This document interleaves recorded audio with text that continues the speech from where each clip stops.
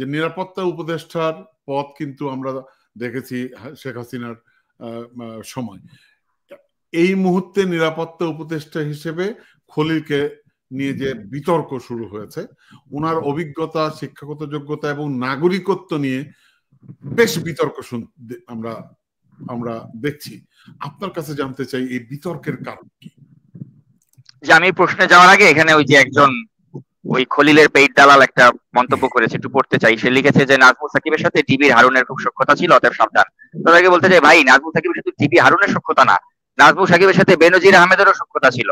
আমি একটা অনুসন্ধানী সাংবাদিক, আমার অনুসন্ধানের সাথে সবাই সাথে আমার যোগাযোগ রাখতে হয়, আমি যোগাযোগ রাখতাম, তাদেরকে অনেক প্রশ্ন করতাম, আবার তাদের বিরুদ্ধে ভিডিও সবচেয়ে বেশি আমিই বানাইছিলাম। হারুনের বিরুদ্ধে আমার মতো ভিডিও হারুনের বিরুদ্ধে আর কেউ বানায় নাই। নাগরিক টিভির ইউটিউবে গেলেই দেখা যাবে যে হারুনের বিরুদ্ধে আমি কয়টা ভিডিও বানাইছি।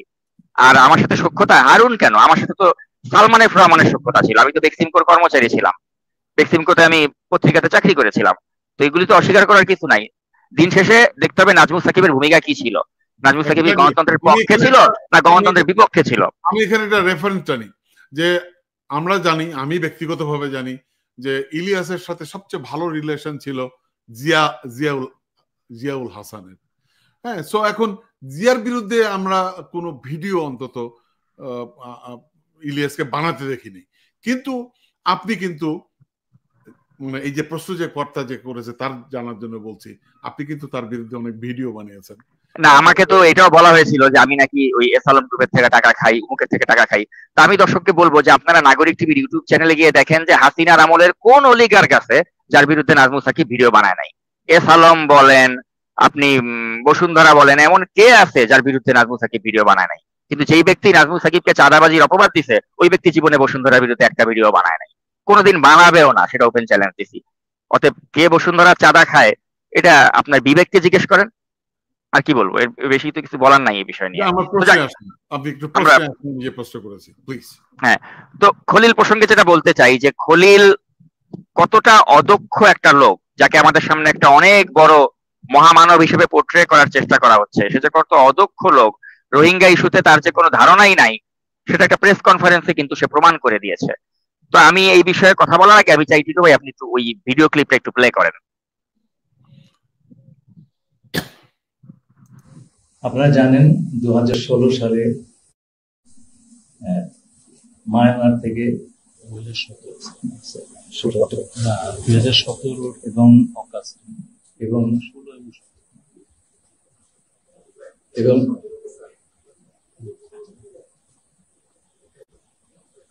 অন্তর্বর্তী সরকারের নিরাপত্তা বিষয়ক উপদেষ্টা ও রোহিঙ্গা বিষয়ক হাই রিপ্রেজেন্টেটিভ কথিত মার্কিন নাগরিক ডক্টর খলিলুর রহমান নিজেই বাংলাদেশে রোহিঙ্গা বিষয়ে মৌলিক জ্ঞানই রাখেন না।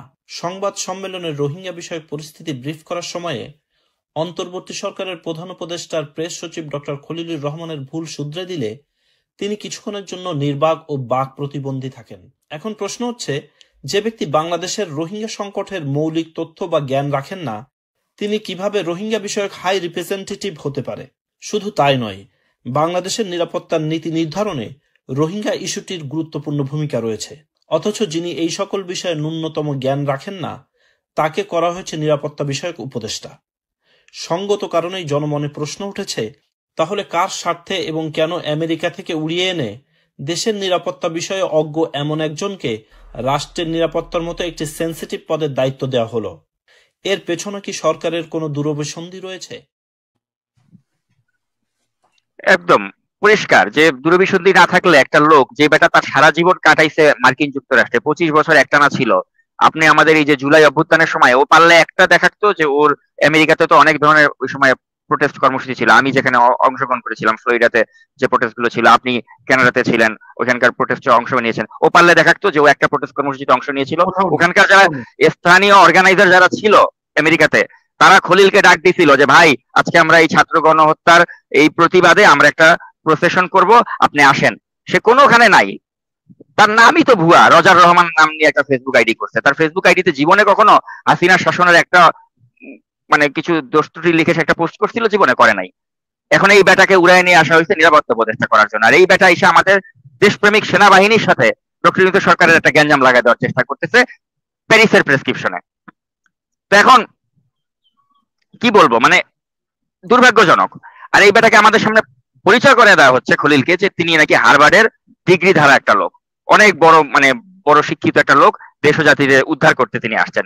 কি উদ্ধার করতে আসছেন সেটা একটু আমি আপনাদেরকে বলতে চাই। যে মানে তিনি তার যে প্রোফাইল, সেটাতে তিনি, যেটা আপনি স্ক্রিনে দেখাচ্ছেন এখন, সে তার প্রোফাইলে লিখছে যে 1980 থেকে 83 সালে তিনি যুক্তরাষ্ট্রের টাফট বিশ্ববিদ্যালয় এবং হার্ভার্ড বিশ্ববিদ্যালয়ে নাকি অধ্যয়ন করছে, এবং সেখান থেকে আইন এবং কূটনীতিতে MA এবং অর্থনীতিতে PhD ডিগ্রি অর্জন করছে। তা আপনি যদি ধরেন 80, 81, 82, 83, 4টা সাল যদি আপনি ধরেন হিসাবে, 4 বছরের মধ্যে সে যদি এই দুটো ডিগ্রি অর্জন করে, তাহলে এভারেজে প্রত্যেকটা ডিগ্রির জন্য 2 বছর করে সময় লাগার কথা। এখন এই খলিলুর রহমান তিনি যদি এই 4 বছরে টাফট এবং হার্ভার্ড বিশ্ববিদ্যালয়ে অধ্যয়ন করে থাকেন, এবং টাফট থেকে যদি তিনি MA LD এই ডিগ্রিটা অর্জন করে থাকেন, সেক্ষেত্রে হার্ভার্ড থেকে অর্থনীতিতে PhD করতে তিনি সময় পাবেন 1 বছর বা 2 বছর, এর বেশি কিন্তু সময় পাবেন না। কারণ মানে মিনিমাম 2 বছরও যদি তিনি ওই MA LD ডিগ্রির পিছনে ব্যয় করেন, তাহলে এই PhD ক্ষেত্রে কিন্তু আপনার তার 2 বছর সময় থাকার কথা। কারণ তার নিজের ইয়াতেই প্রোফাইলে তিনি এটা মেনশন করেছেন 4 বছরের মধ্যে একটু ডিগ্রি তিনি নিয়েছেন। কিন্তু আমি হার্ভার্ডে যারা অর্থনীতিতে PhD করেছে তাদের কাছে কথা বলে যেটা জানতে পেরেছি, যে ওইখানের মানে PhD প্রক্রিয়াটা নাকি অত্যন্ত প্রতিদ্বন্দ্বিতামূলক, অত্যন্ত কঠিন, এবং ওইখানে নাকি একটা থিসিস লিখতেই নাকি 3 বছর সময় লাগে।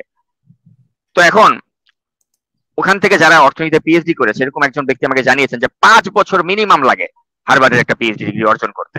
তো সেখানে সে যে বলছে 4 বছরের মধ্যে সে দুটো ডিগ্রি নিয়েছে দুটো আলাদা আলাদা বিশ্ববিদ্যালয় থেকে, এটা ডাহা একটা মিথ্যা কথা। তো এখন যখন আমাকে একজন ব্যক্তি এই তথ্যটা দিলেন, আমি এটা যাচাই করার জন্য আমি যেটা করলাম, টিটো ভাই, হার্ভার্ডের আপনি ডিগ্রি আছে কিনা এটা জানতে চাইলে আপনি কিন্তু অনলাইনে হার্ভার্ডের ওখানে গিয়ে আপনি চেক করতে পারেন। কিন্তু তো আমি চেক করার জন্য হার্ভার্ডের অ্যালামনাই যে লিস্ট আছে ওখানে গিয়ে আমি সার্চ মারলাম, খলিলুর রহমান লিখে আমি সার্চ দিলাম। সার্চ দেওয়ার পরে ওখানে বের হলো একটা নাম, যেটা আপনি স্ক্রিনে একটু আগে শো করলেন, যে ডক্টর আদেল আবদেল রহমান খলিল।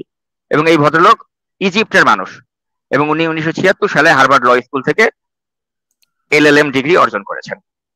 তো পরে আমি কি করলাম, খলিলুর লেখে একটা সার্চ দিলাম, ওইখানেও দেখলাম যে হার্ভার্ডের কোনো গ্রাজুয়েট এই নামেও কেউ নাই।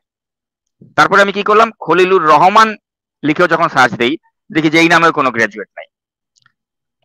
তারপরে যে 1980 থেকে 1985 সালে এই 5 বছরের টাইম ফ্রেমের মধ্যে আমি এই খলিল নামটা দিয়ে গ্রাজুয়েট হিসেবে সার্চ দিলাম, ওখানে 3 জনের নাম পাওয়া গিয়েছে যাদের সাথে খলিল শব্দটা আছে, কিন্তু তাদের একজনেরও কিন্তু PhD ডিগ্রি নাই, এবং তাদের কারণ আমি কিন্তু খলিলুর রহমান না।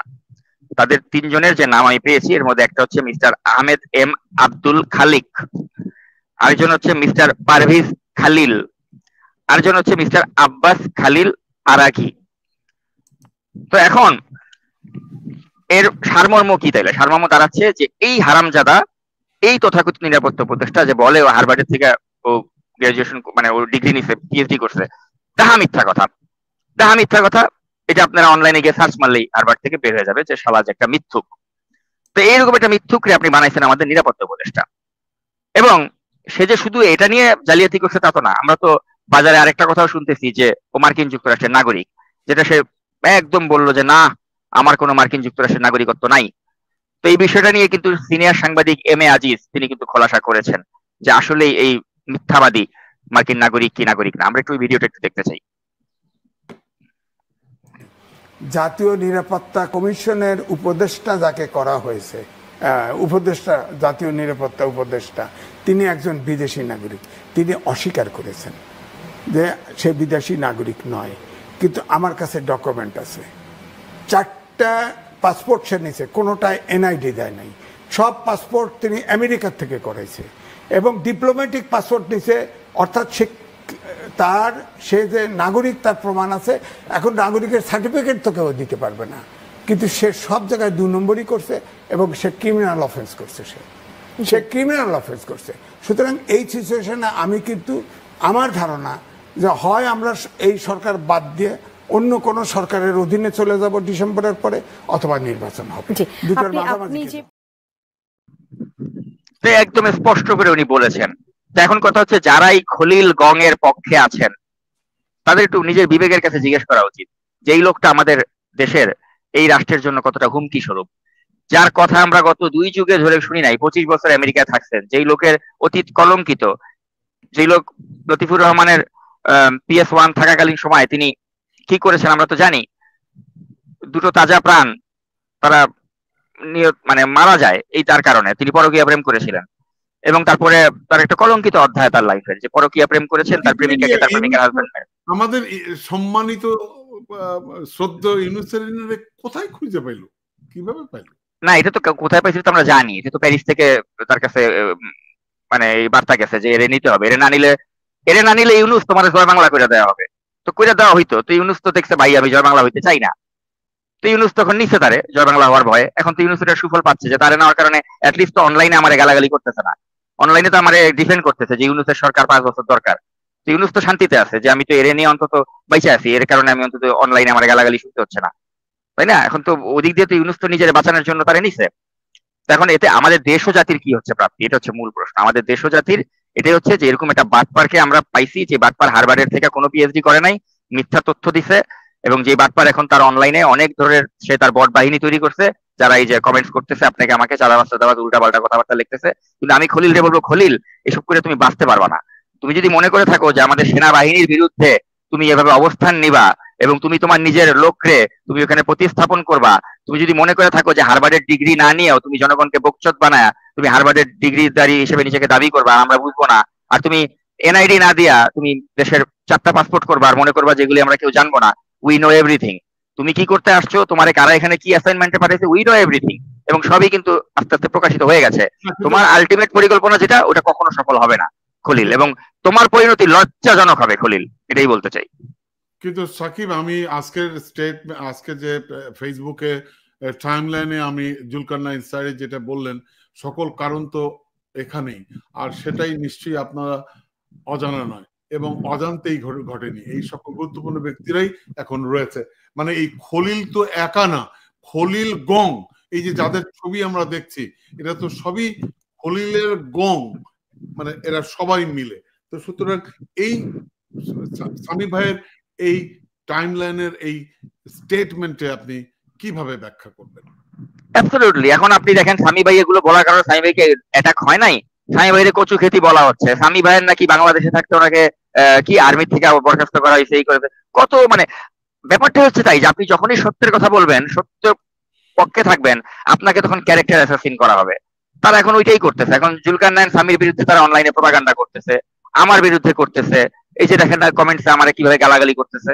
তো এখন কথা হচ্ছে এরা যে আওয়ামী লীগের চেয়েও যে এরা যে মানে এরাও যে আওয়ামী লীগের কোনো মানে বেটার ভার্সন না, এটা প্রমাণ করে দিচ্ছে কিন্তু এদের অ্যাক্টিভিটিতে। তারা যে আওয়ামী লীগ যেমন সিআরআই কে দিয়ে যেভাবে আমাদেরকে গালাগালি করতো আওয়ামী লীগ, ওই যে নাহিদ রেইন, তারপর নিজুম মজুমদার, ওদেরকে দিয়ে যেভাবে আমাদেরকে গালাগালি করতো, এখন খলিল তার বট বাহিনী দিয়ে আমাদেরকে একই স্টাইলে গালাগালি করতেছে। কেন? কারণ ডক্টর ইউনূসকে 5 বছর রাখতে হবে ক্ষমতায়। এটাকে আমরা বলি হচ্ছে হাসিনাগিরি করা।